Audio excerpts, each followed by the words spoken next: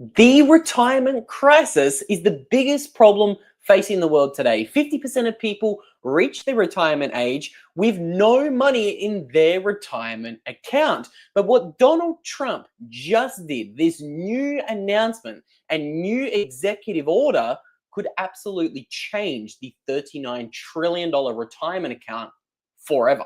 We all know, obviously, that it's becoming harder and harder to retire.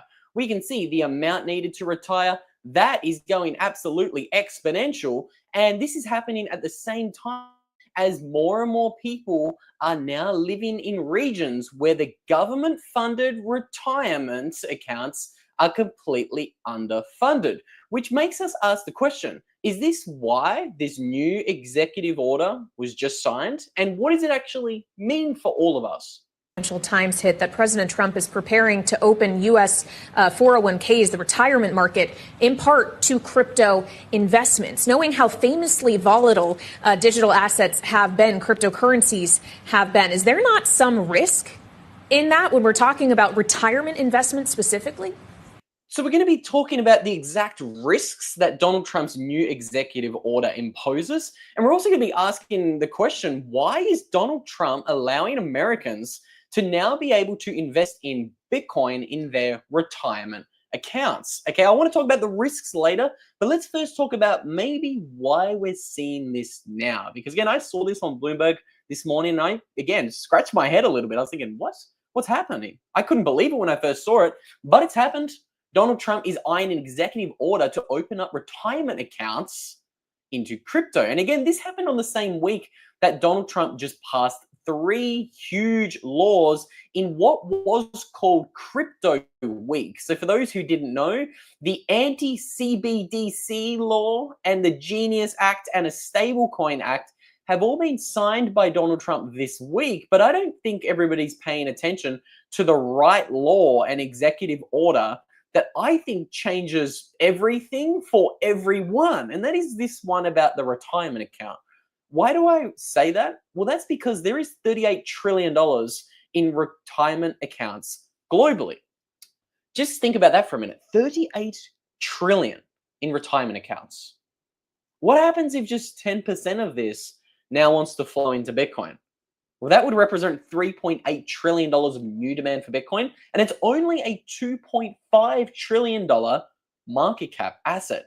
So just a very small 10% allocation to Bitcoin in these retirement accounts could absolutely change everything. Again, I've highlighted the important parts there. I think that's huge. I think that's very consequential. Why do I think it's consequential? Well, it's because some of the largest money managers in the world who listen to BlackRock are now going to be forced to consider that question. They're now going to be asked by their clients to invest into Bitcoin, and BlackRock, the world's largest asset manager, is openly recommending a 2% allocation into Bitcoin. Just think about this for a minute. We could now get into a world where all of the money managers around the world are now being forced to invest into Bitcoin. Now, I do have some interesting things I want to cover today. Louise in the comments did mention Portugal and Bitcoin. Portugal obviously has some very interesting golden visa programs where you could even purchase with one of those with a Bitcoin investment. I do think that's interesting. I want to talk about that a little bit more in the future. Satwise Yanks, a longtime friend of the channel, also made a very interesting point.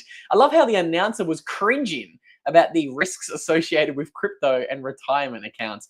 I cringed when they mentioned the word crypto and not straight Bitcoin, because you should certainly not have crypto in your retirement account. Bitcoin, on the other hand, well, we're going to be talking about them a little bit later, as well as the EU that Rob just brought up then. That's a very interesting thing. Now, something else that I think is even more interesting is many people are saying, this could bring 174 billion to crypto. I don't think so. I think we could be seeing a lot more money flow into Bitcoin than just $174 billion. This report that was ran on this brand new executive order was making the case of, okay, what if we see just 2% of the Roth IRAs flow into Bitcoin? Again, I think this is conservative, because when the Roth IRAs get a 2% allocation, then the rest of the money in the rest of the portfolio account and retirement account is going to be looking at that little Roth IRA account. It's going to be saying, hey, why aren't I at 2%? And we all know what kind of happens. 2% turns into 10% really quickly.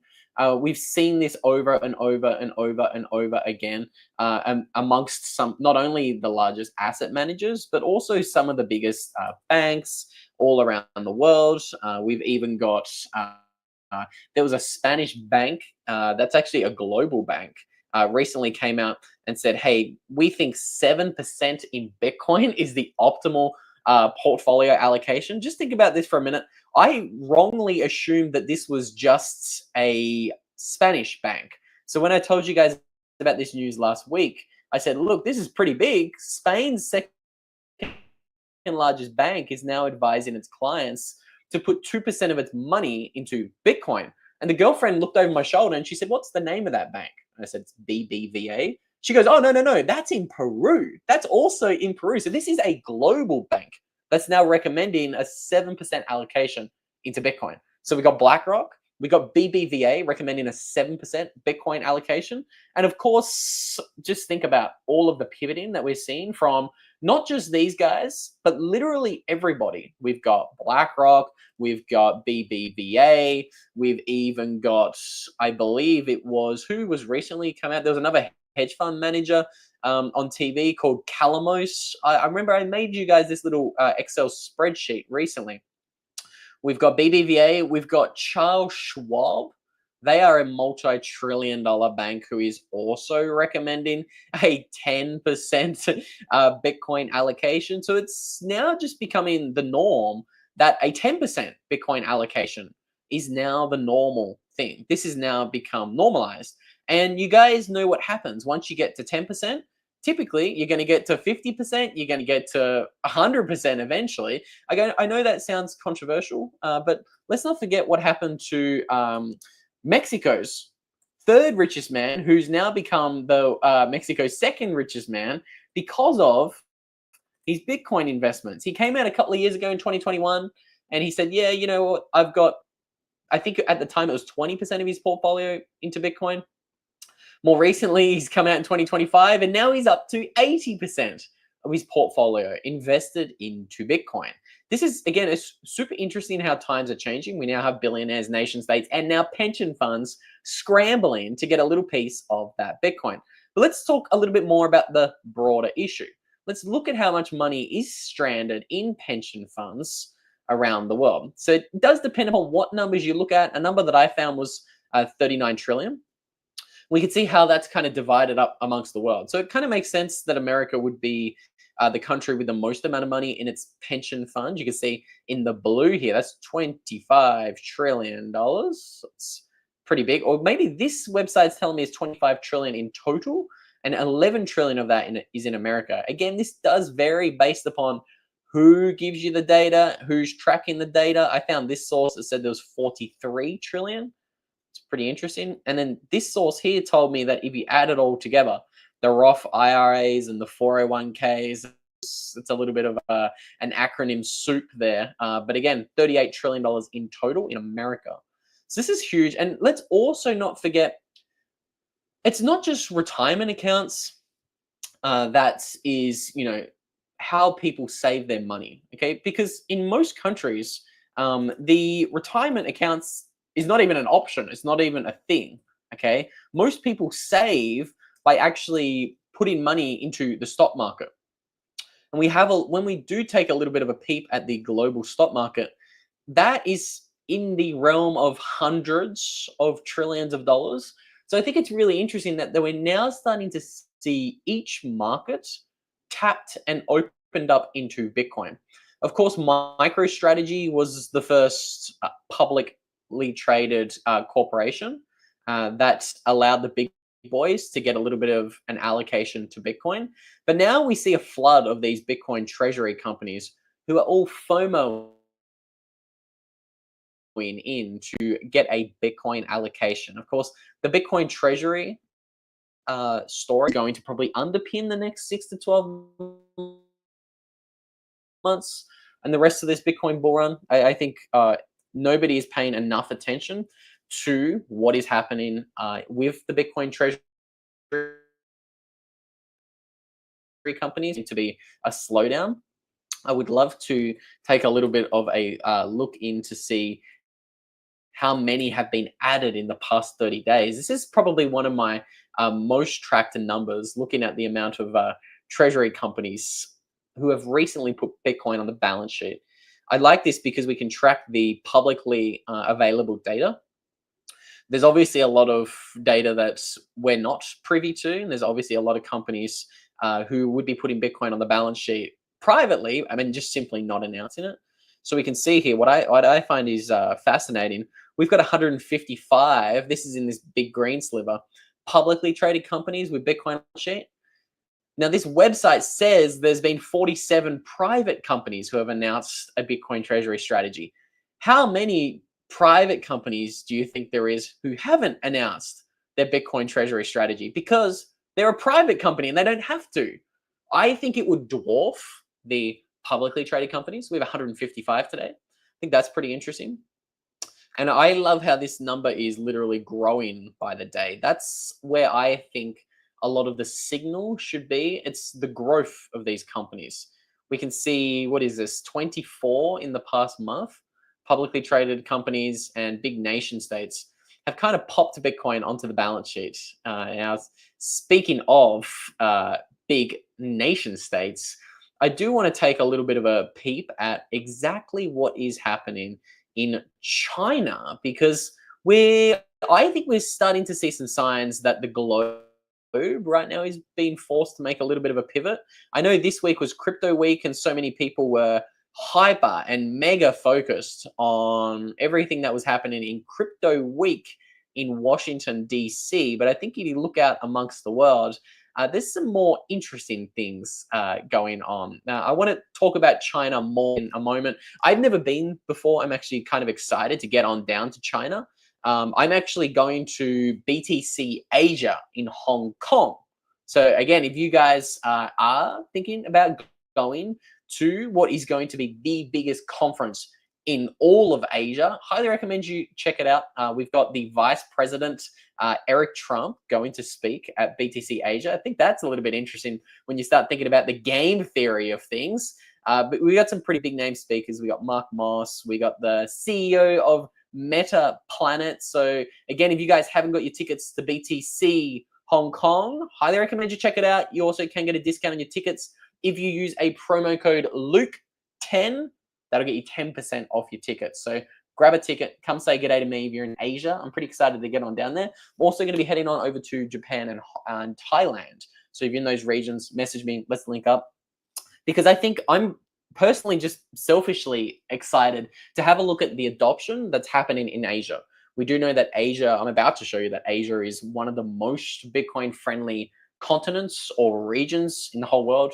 You got countries like Vietnam, you got countries like Pakistan with some of the highest amounts of adoption in the world. India has also got a ton of adoption. And then of course we have the more recent nation states who all made a little bit of a Bitcoin announcement just earlier in the week. And I think we're now starting to see this global FOMO into Bitcoin because of what Donald Trump is doing.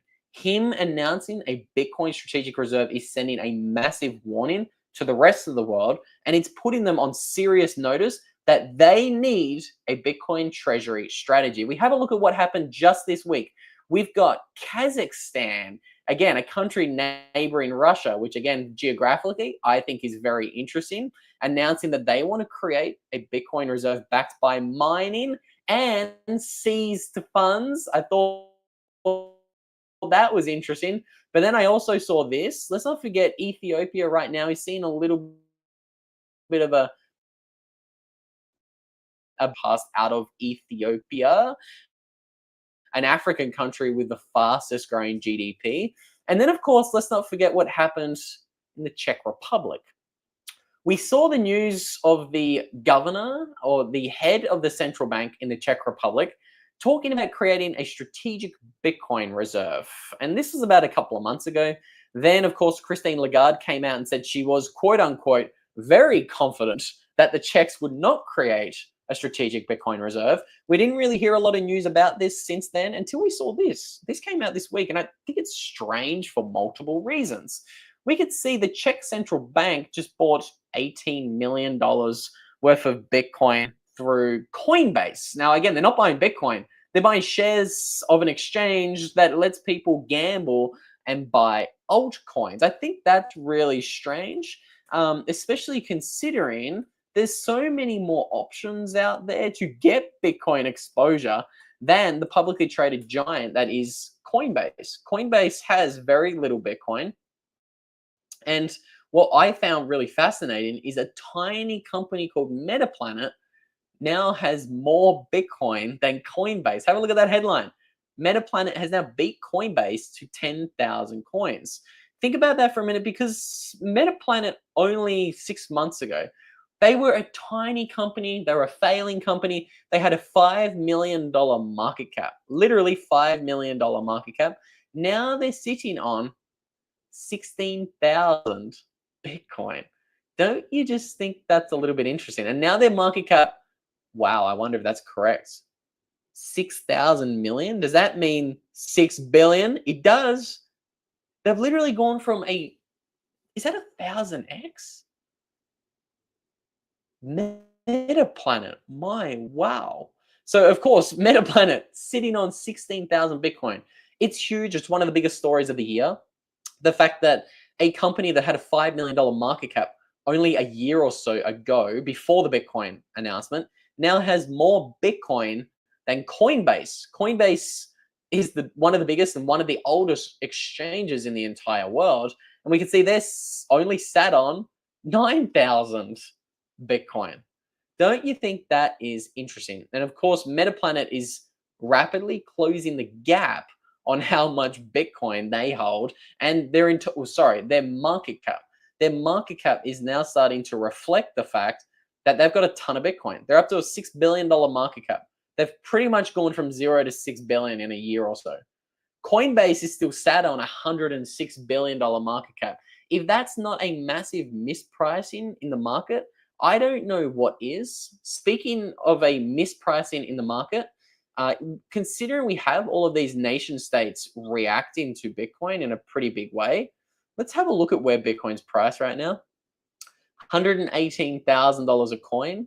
Kind of incredible to say it out loud. Only 6 months ago, we're in the $60,000 range, and I got questions in these live streams all the time saying, Luke, has Bitcoin topped? BlackRock's distributing coins at the previous all-time high. It's all over. Pack it up. There is no bull run. This is what everybody said 6 months ago. Same thing when we got to 100K. Everybody was saying, oh, we hit 100K, it's all over. The whales are exiting, the whales are selling, the whales are dumping. And again, we're now at 120K. Again, I'd encourage you guys just to zoom out. I think Bitcoin is going up and to the right literally forever. And that is because of all of this bullish news that we're seeing on a nation state front. I want to get into a little bit of this in a moment, because again, Kazakhstan, Ethiopia, as well as the Southeast Asian giants who are all adopting Bitcoin. I think this is really big and it's changing really quickly. But again, I'll remind you guys, if you still want to front run the nation states, you can do that.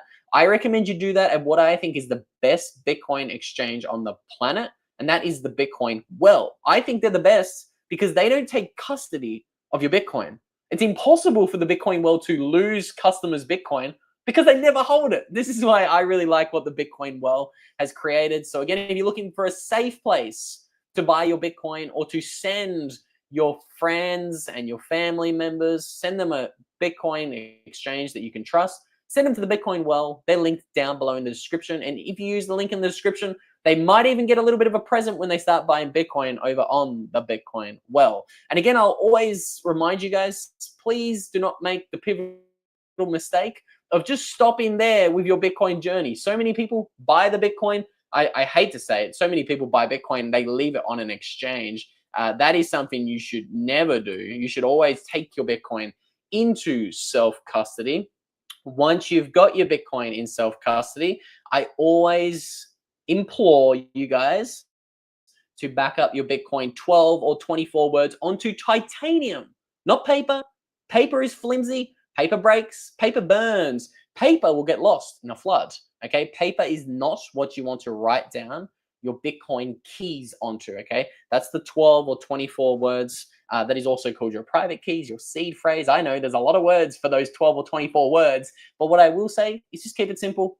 Punch them into titanium. You can do it in 25 minutes. I've got a really cool video I want to actually show you guys this week of showing you just how easy it is to punch these puppies into titanium. You guys can actually get a 15% discount on anything you want to buy from Stampseed with a promo code Luke15. So again, check out the Bitcoin Well and Stampseed, link down below in the description.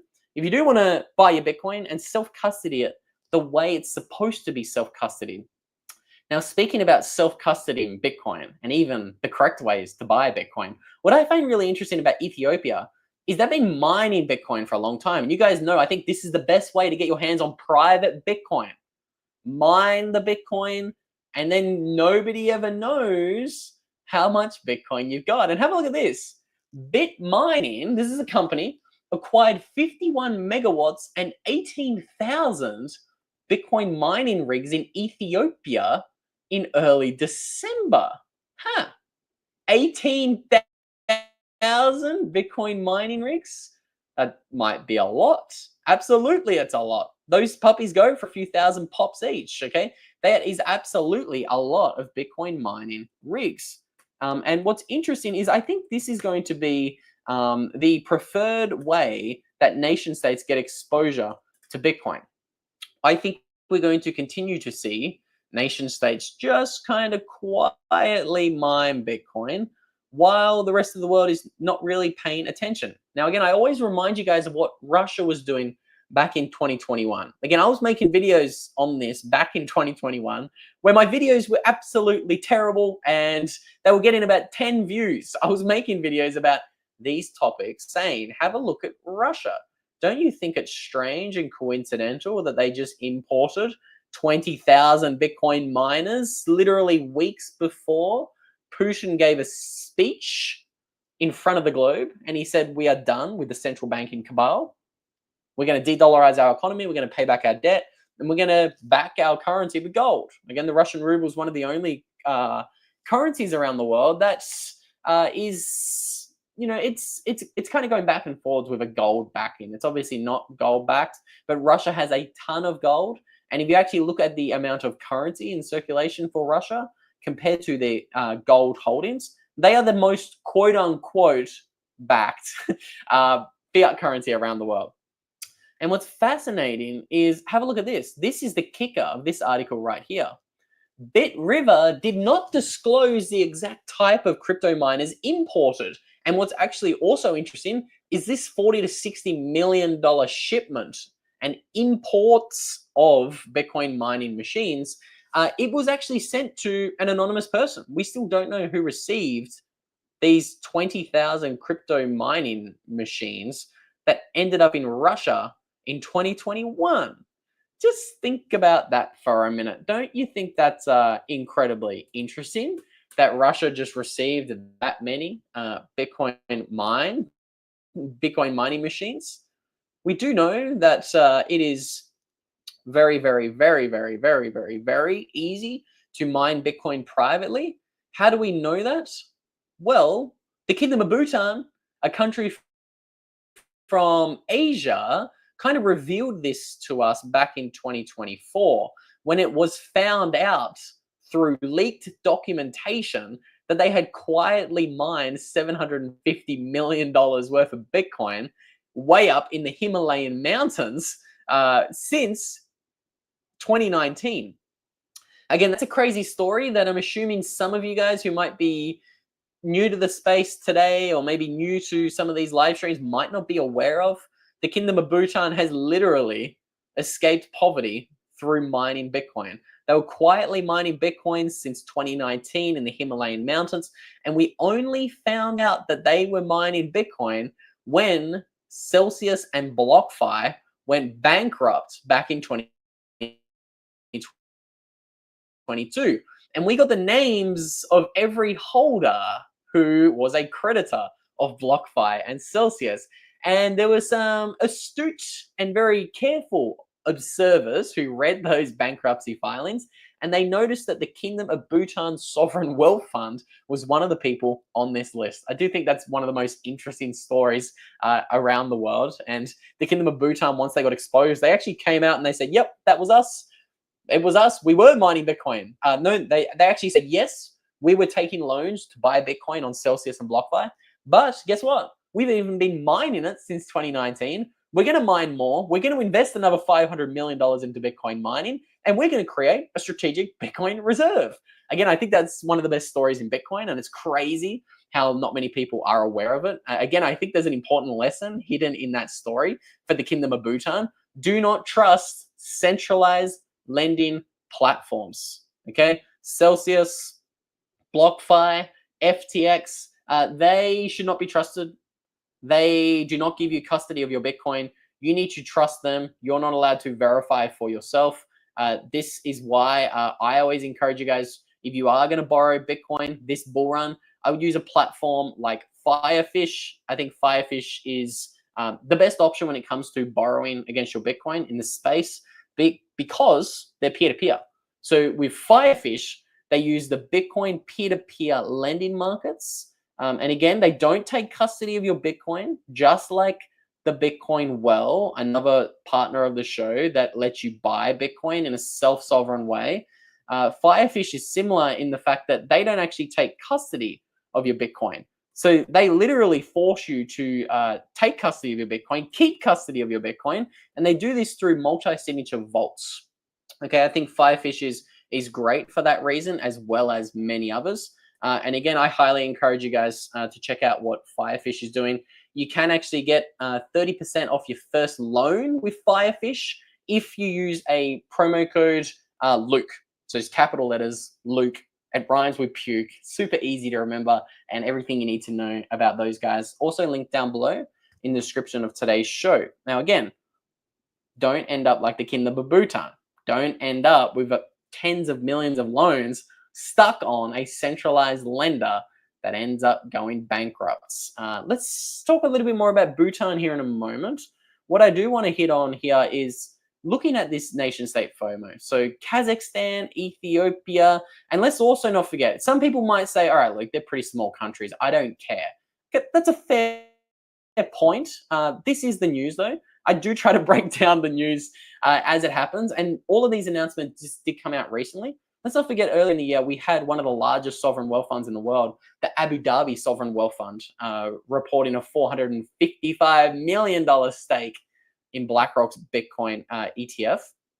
So there are the big boys investing into Bitcoin. This is really important to be aware of. And now that we're seeing retirement accounts, Roth IRAs, and the $39 trillion retirement market now start to move into Bitcoin and have the ability to flow into Bitcoin, I think this is really bullish. I think this is incredibly interesting. And I think it's something that you guys just need to keep a closer attention to, because I think this could really start to unlock the floodgates for Bitcoin. We've got Bitcoin ETFs. We've now got the banks cleared to custody Bitcoin with that Federal Reserve announcement that happened earlier in the week. We now got retirement accounts with a portal into Bitcoin. We've also got, even recently, I don't know if you guys saw this, but now we even have the real estate market being able to get their hands on Bitcoin. Let me pull up this announcement. This is huge, so you have to see it.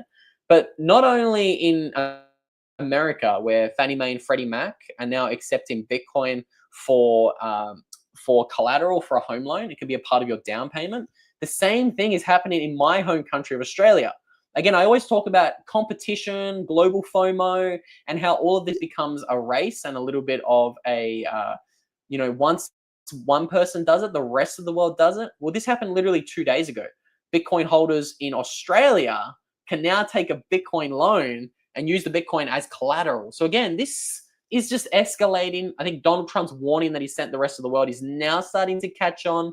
Again, if you do want to stay up to tune with everything happening in the Bitcoin space this bull run, make sure you subscribe to the channel. I go live at least 3, 4, 5 times a week, as well as interview more intelligent people in the Bitcoin space, because that is certainly not me. So again, be tuned, be aware of some big name interviews that I will be dropping very shortly.